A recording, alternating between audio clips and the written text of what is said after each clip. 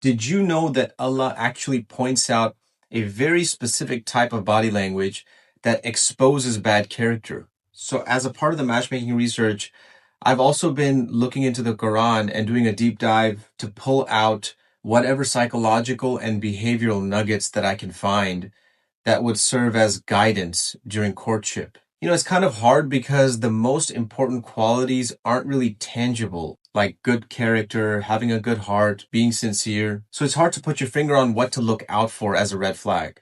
Now, there's a specific trait that appears multiple times in the Quran as a trait of bad character, and that is arrogance. And the Quran says something very specific about how arrogance shows up in body language. What I'm talking about is the way we walk. Multiple times the Quran links the way somebody walks to a display of arrogance. And guess what? Modern researchers did a study where observers judged people only by how they walked. They used sensors that were just placed on the joints of the people that were walking so that the observers would not be influenced by other factors like appearance, what they're wearing, their facial expressions. And get this, consistently, observers labeled certain walkers as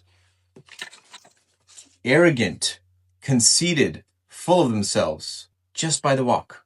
When researchers looked closer at this, they found that people perceived as arrogant tended to walk in a very specific way. They were very rigid. They kept their chin slightly lifted with kind of a tense body posture. And also they moved with minimal torso rotation. Basically, they were stiff. And here's the key distinction. Confidence and arrogance showed up differently in people's walks.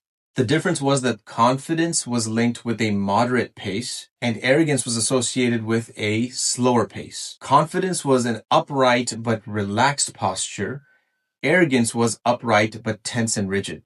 The Quran is so endlessly deep and there are so many insights like this that we just read right past. But when you slow down, you start to see the gems. So there you are, a very tangible, visible sign to watch out for as a red flag in courtship, the way he or she walks.